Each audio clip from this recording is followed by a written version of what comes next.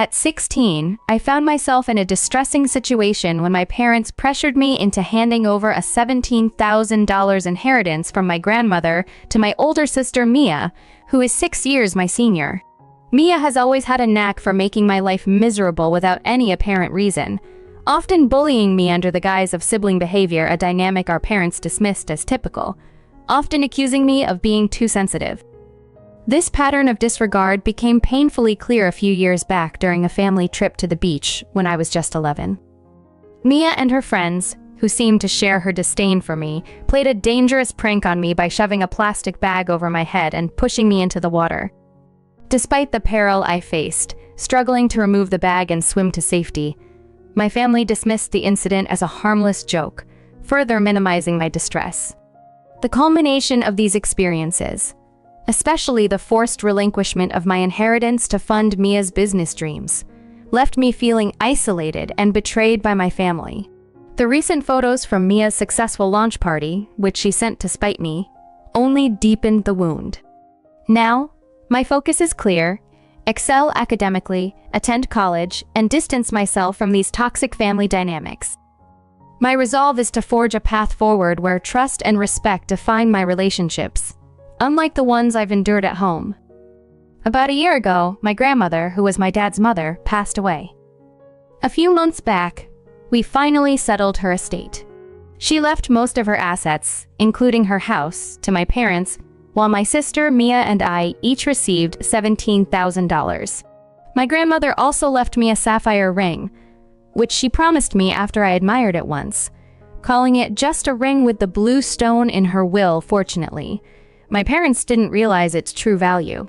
Although I had plans to save my inheritance for the future, my parents had different ideas. They explained that Mia was starting her own business and needed all the support she could get. They were already contributing and expected me to do the same.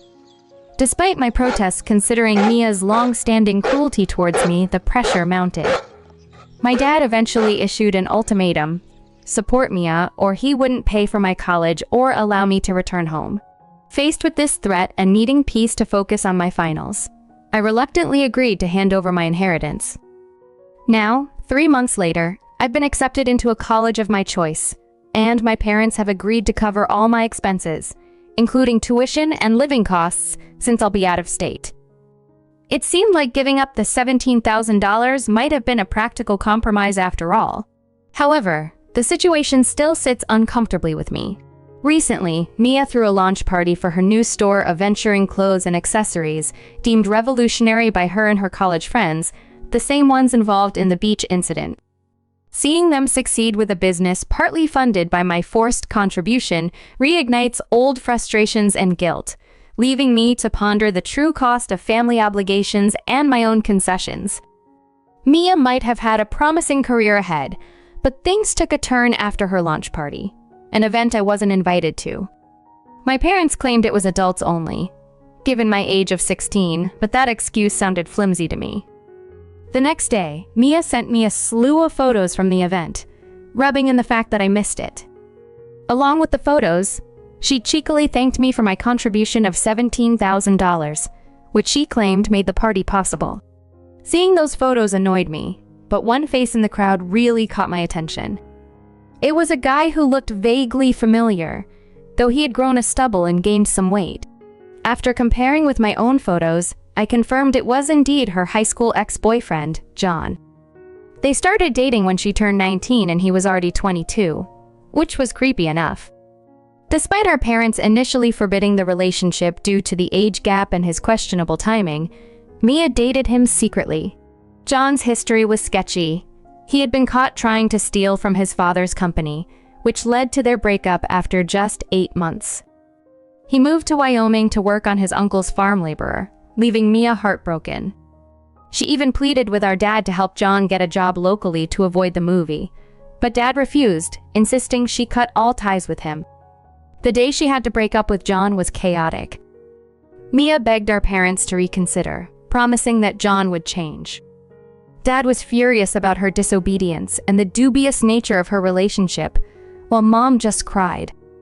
Amidst all this, I was sidelined, told to stay in my room and keep out of the drama. Although I wasn't considered part of the family when it came to discussing serious matters, I was often within earshot when business plans were discussed at home. Mia and my parents didn't hesitate to talk about the business around me, perhaps because they didn't take my presence seriously. I was well aware that getting credit analyst for her shoe and accessory store was a struggle, particularly because her friends' parents were skeptical about pouring money into such a narrow venture. One holdout was the mother of Mia's friend, a single parent who was reluctant to risk her savings on what she viewed as a potentially unstable business.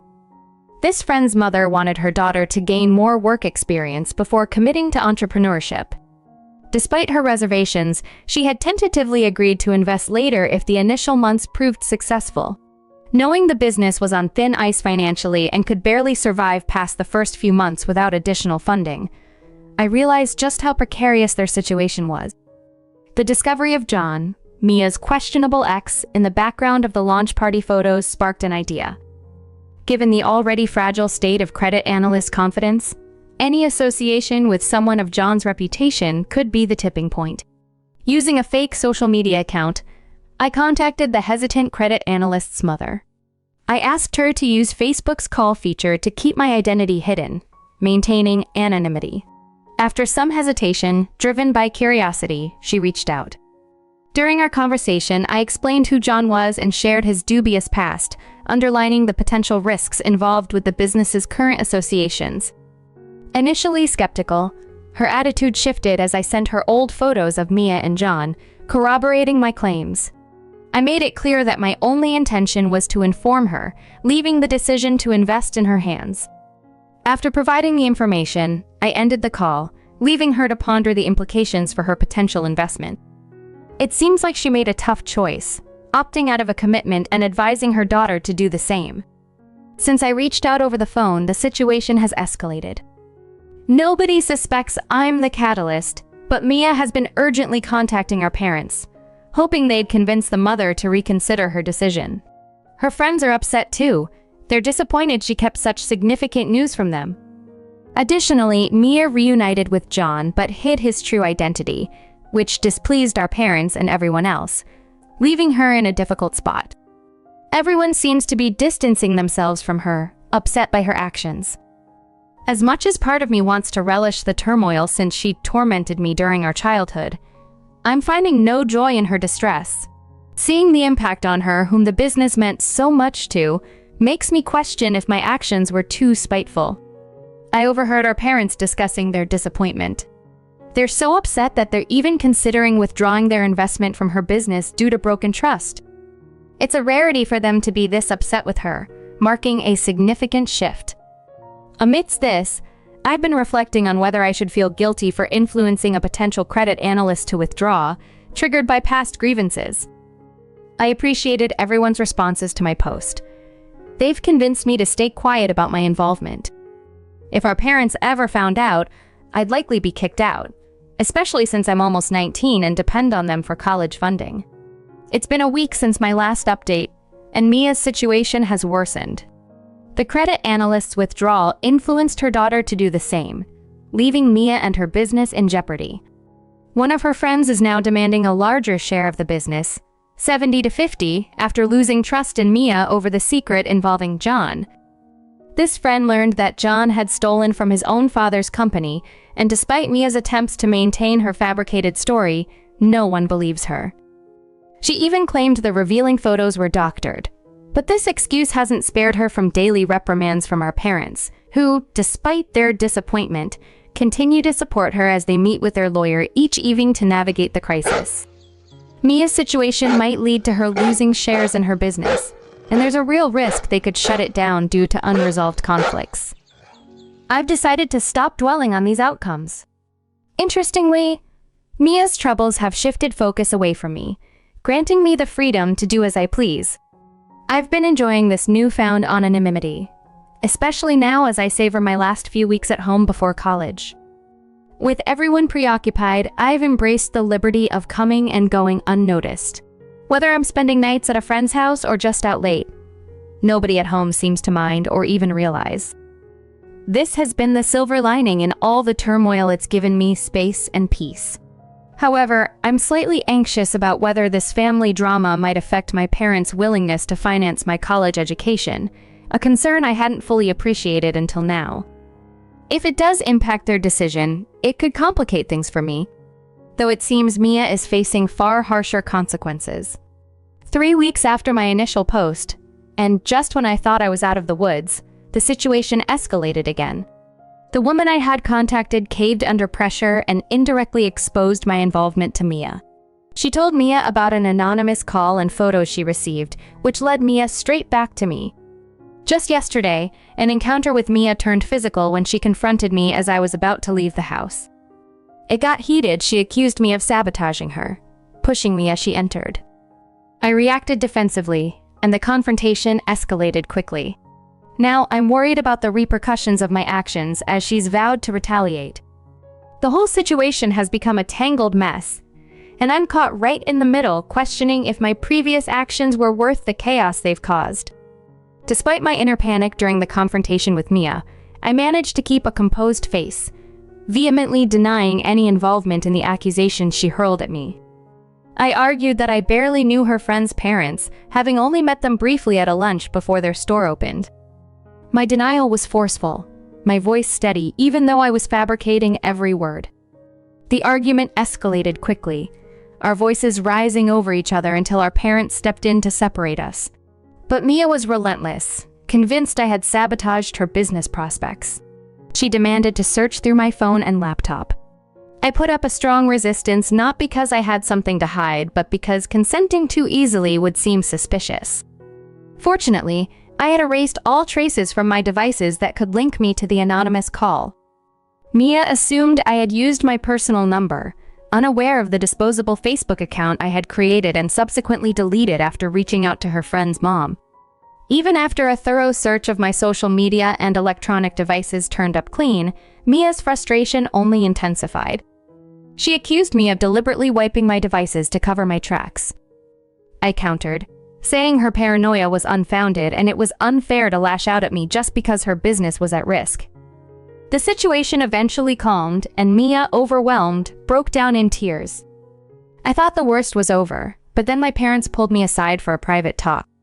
They admitted they found no evidence to support Mia's claims, but they still believed her, convinced that no one else could have known the details necessary to make those calls. My heart sank as they concluded it had to be me, especially after I'd previously expressed my frustration about how Mia had treated me. To my dismay, they decided to withdraw their financial support from my college, leaving me to fend for myself. They wanted no more arguments. They had made up their minds. Desperate, I started yelling and crying, trying to elicit some sympathy or a reconsideration, but it was futile. Unlike when Mia showed emotion, my outburst was met with indifference. After a harrowing half-hour of pleading met with silence, I retreated, realizing the gravity of my isolation in this family conflict. After retreating to my room, overwhelmed by everything, I still possess a sapphire ring my grandmother left me, which could potentially fund my first semester of college if I decide to sell it. However, I'm uncertain if it could cover all 3 years, so I'm considering taking out a student loan and seeking a family member to co-sign. With the college payment deadline just weeks away, I can't afford to leave anything to chance. Since my last life story a month ago, a few days after my parents decided not to finance my education, I realized I had no reason to stay or maintain contact with them. I packed my bags and moved in with a friend whose family warmly welcomed me. My friend, who was planning to take a gap year and work in her dad's business, had no plans to use her college fund. Her parents, knowing me for years and considering me like a daughter, generously offered to use it for my education. Initially hesitant, I accepted their kindness but resolved to repay them someday. Now, I'm on campus, thankfully without needing to sell my grandmother's ring. Deeply grateful to my friend and her parents. As for Mia, her situation didn't improve. She ended up selling her shares in the business, which are now entirely owned by her former partners. She had to exit the venture she initiated as trust had eroded beyond repair. Though she might be upset, it was necessary, and my parents could do nothing to alter the outcome. The future of the store seems uncertain, but that's no longer my concern.